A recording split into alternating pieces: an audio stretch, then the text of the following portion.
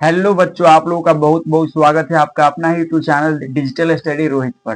तो आप लोगों को इस चैनल पर क्लास 10th का मैथ और साइंस का ऑल सब्जेक्ट का क्लास मिलेगा और इस पर आप लोगों को बेहतरीन तैयारी कराया जाएगा। और अगर आप लोग भी इसका पीडीएफ नोट्स बिल्कुल फ्री में लेना चाहते हैं तो आप लोग हमारा नंबर 62 023 38 462 इस पर कॉन्टेक्ट करेंगे तो आप लोग को पीडीएफ नोट्स बिल्कुल फ्री में दे दिया जाएगा। और मैट्रिक एग्जाम 2027 के लिए हम इस पर बिल्कुल फ्री में तैयारी करवा रहे हैं। अभी आज के इस वीडियो में आप लोगों को क्लास 10 प्रकाश का परावर्तन पढ़ाएंगे। तो यह पार्ट नंबर 1 होने वाला है। यह क्या है? पार्ट 1 वीडियो है। क्या है? पार्ट 1 होगा वीडियो। इसका पार्ट 2 भी आप लोग को जल्दी आएगा। तो देखिए, पहले समझते हैं प्रकाश का परावर्तन। मतलब प्रकाश प्रकाश मतलब क्या होता है? लाइट। और परावर्तन मतलब पढ़ के वापस टकराना। तो इसी के बारे में बनेंगे और एक अच्छा 10th के लिए। देखिए, तो प्रकाश का परावर्तन पढ़ रहे थे या फिजिक्स पढ़ रहे हैं तो पहले जानेंगे कि व्हाट इज भौतिकी क्या है, मतलब फिजिक्स क्या है, भौतिकी क्या है। तो सबसे पहले टॉपिक है भौतिकी क्या है, जानना काफी ज्यादा इंपॉर्टेंट है। हम लोग फिजिक्स पढ़ रहे हैं तो फिजिक्स में पहले तो जानेंगे ना कि भौतिकी क्या है। तो देखिए, भौतिकी किसे कहते हैं?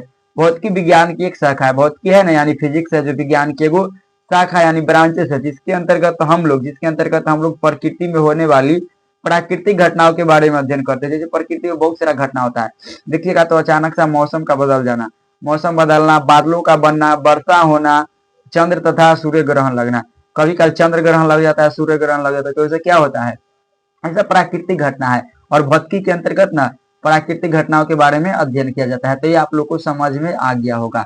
एक बार रिपीट आप लोगों को करा देते हैं कि भौतिकी विज्ञान की एक शाखा है जिसके अंतर्गत हम लोग प्रकृति में होने वाली प्राकृतिक घटनाओं के बारे में अध्ययन करते हैं। मौसम का बदलना, बादलों का बनना, वर्षा होना, चंद्र तथा सूर्य ग्रहण, तो इसे है जो क्या है?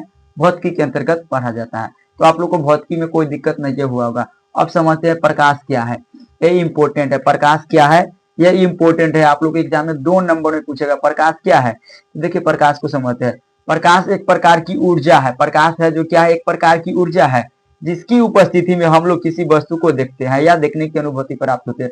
जैसे मान लीजिए आप लोग कोई बंद कमरा में क्या कर रहे हैं? पढ़ाई कर रहे हैं, स्टडी कर रहे हैं, और वहां पर लाइट जल रहा है। मान लीजिए आप कमरा में बैठ के क्या कर रहे हैं? पढ़ाई कर रहे हैं। वहां पर लाइट जल रहा है, अचानक से क्या हुआ? लाइट कट गया तो पूरा अंधेरा चारों तरफ छा गया और आप लोग को नहीं कुछ दिखाई दे रहा है।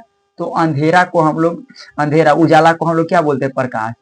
तो प्रकाश क्या है? एक ऊर्जा जिसकी उपस्थिति में हम लोग किसी वस्तु को देखते हैं या देखने की अनुभूति होती है। आप लोग मान लीजिए कि रात उठ के कहाँ जाते हैं? मार्केट जाते हैं, बाजार जाते हैं, शहर कहीं भी घूमने जाते हैं तो लाइट पूरा कट जाता है तो कितना हो जाता है? पूरा शहर अंधेरा हो जाता है। जैसे लाइट आता है तो क्या होता है? पूरा शहर उजाला हो जाता है।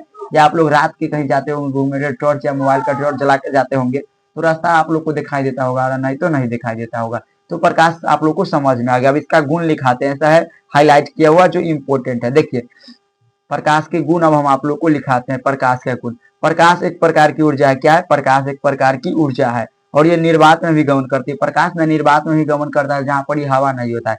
निर्वात कहने का मतलब जहां पर ये हवा नहीं होता है, बिल्कुल सुनसान होता है। और निर्वात में इसकी चाल कितना होता है? 3 × 10⁸ प्रति सेकेंड होता है। कितना होता है? 3 × 10⁸ मीटर प्रति सेकेंड या 3 लाख किलोमीटर प्रति सेकेंड होता है। और प्रकाश हमेशा सीधी रेखा में गमन करती है। प्रकाश होता है ना, यानी लाइट, जो हमेशा सीधी रेखा में गमन करता है। और जैसे आप लोग एक टेढ़ा सा पाइप ले लीजिएगा और उसके अंदर से लाइट को चले आइएगा तो नहीं जाएगा, और सीधा पाइप लेकर उसमें टॉर्च बारिएगा तो बाहर तक दिखाई देगा। जैसे टेढ़ा है तो इसके टेढ़ा के अंदर आप लोग को नहीं दिखाई देगा। और प्रकाश एक विद्युत चुंबकीय तरंग है। इंपॉर्टेंट है। प्रकाश है क्या है? विद्युत चुंबकीय तरंग है। तो आपके एग्जाम में पूछेगा कि प्रकाश क्या है, इसके गुण को लिखे, तो आप लोग को प्रकाश का परिभाषा लिख देना है और गुण का पूछेगा तो लिख देना है। और यह ऑब्जेक्टिव में आप लोगों के लिए इंपॉर्टेंट है। इसे 5 लाइन है जो इंपॉर्टेंट है ऑब्जेक्टिव के लिए। इसको तो आप लोग जरूर करिए। अब समझते हैं प्रकाश स्रोत। प्रकाश स्रोत मतलब सोर्स ऑफ लाइट। प्रकाश स्रोत मतलब लाइट, जहां बहुत लाइट रहता है उसको हम लोग बोलते हैं प्रकाश स्रोत। यानी जिस वस्तु से प्रकाश उत्सर्जित होती है या निकलती है, जिस वस्तु से प्रकाश निकलता है या उत्सर्जित होता है उसे प्रकाश स्रोत कहते हैं। जलता हुआ बल्ब, जलता हुआ क्या? बल्ब। उसके बाद मोमबत्ती, जलता हुआ बल्ब, मोमबत्ती, दिया हो गया, सलाई हो गया, और जो ऐसा हो गया। मतलब जिस वस्तु से प्रकाश निकलेगा उसको हम लोग बोलेंगे प्रकाश स्रोत। इसका सिंपल परिभाषा है कि जिस वस्तु से प्रकाश निकलता है या उत्सर्जित होता है उसे प्रकाश स्रोत कहते हैं। और जैसे जलता हुआ बल्ब, तेल, दिया, ऐसा हो गया, ललटेन, ऐसा है जो क्या है? प्रकाश स्रोत है। उसके बाद आत्मदीप्त पदार्थ। आत्मदीप्त पदार्थ किसे कहते हैं? आत्मदीप्त पदार्थ किसे कहते हैं? वो ऐसा वस्तु जो स्वयं प्रकाश उत्सर्जित करते हैं। आत्मदीप्त मतलब स्वयं। वो ऐसा वस्तु जो स्वयं प्रकाश उत्सर्जित करता है उसे आत्मदीप्त पदार्थ कहते हैं। ऐसा वस्तु जो स्वयं प्रकाश उत्सर्जित करता है उसे आत्मदीप्त वस्तु कहते हैं। जैसे सूर्य हो गया, तारा हो गया, जुगनू। सूर्य ना अपने आप लाइट उत्पन्न करता है, तारा भी, जुगनू भी। जैसे क्या है, ऐसा है जो आत्मदीप्त पदार्थ है। तो आत्मदीप्त पदार्थ आप लोग को समझ में आ गया कि ऐसा वस्तु जो स्वयं प्रकाश उत्सर्जित करता है उसे आत्मदीप्त पदार्थ कहते हैं। जैसे हो गया सूर्य, तारा, जुगनू इत्यादि। अब समझते हैं अदीप्त पदार्थ को। अदीप्त पदार्थ किसे कहते हैं? वो ऐसा वस्तु जो स्वयं प्रकाश उत्सर्जित नहीं करता है, जो स्वयं प्रकाश उत्सर्जित नहीं करता है लेकिन दूसरा के प्रकाश में दिखाई देता है, उसे अदीप्त वस्तु कहते हैं। जैसे चंद्रमा, चंद्रमा स्वयं प्रकाश उत्सर्जित नहीं करता है, तारों के रोशनी में दिखाई देता है। टेबल हो गया, कुर्सी हो गया, किताब हो गया, पेन हो गया, बोर्ड हो गया, ऐसा क्या है, ऐसा अदीप्त वस्तु है। तो अदीप्त वस्तु आप लोग को समझ में आ गया। तो यहाँ तक आप लोग को समझ में आ गया होगा और यहाँ तक आप लोग को कोई दिक्कत नहीं हुआ होगा। तो अब आप लोग को अगला टॉपिक है किरण के बारे में समझाते हैं। किरण, किरण जैसे प्रकाश जिस पथ पर चलता है उसी को किरण कहते हैं। प्रकाश ना जिस पथ पर चलेगा, जैसे आप लोग टॉर्च बारिएगा तो टॉर्च में से लाइट निकल के कहाँ जाएगा, सीधा। तो प्रकाश है जो जिस पथ पर चला उसके दिशा को हम लोग क्या बोलते हैं, किरण बोलते हैं। जैसे मान लीजिए को टॉर्च है, टॉर्च को बारिएगा, जैसे मान लीजिए क्या है, कॉलम है, यानी टॉर्च मान लीजिए यहाँ से टॉर्च है, इसको बारिएगा तो इसका प्रकाश क्या होगा, सीधा जाएगा। तो प्रकाश जिस पथ पर चलता है उसको हम लोग बोलते हैं किरण, और प्रकाश होता है जो हमेशा सीधा रेखा में चलता है। यहाँ तक समझ में आ गया। उसके बाद आप लोगों को है किरण पुंज। किरण पुंज किसे कहते हैं, तो इसका आप लोग को हम एग्जाम्पल समझाते हैं। किरणों के समूह को किरण पुंज कहते हैं। जैसे एकदम में क्या, एकदम में ना बहुत सारा किरण निकलेगा, एकदम में क्या होगा, बहुत सारा किरण निकलेगा, एकदम में बहुत सारा प्रकाश निकलेगा और सीधा सीधा क्या होगा, चाहते रहेगा।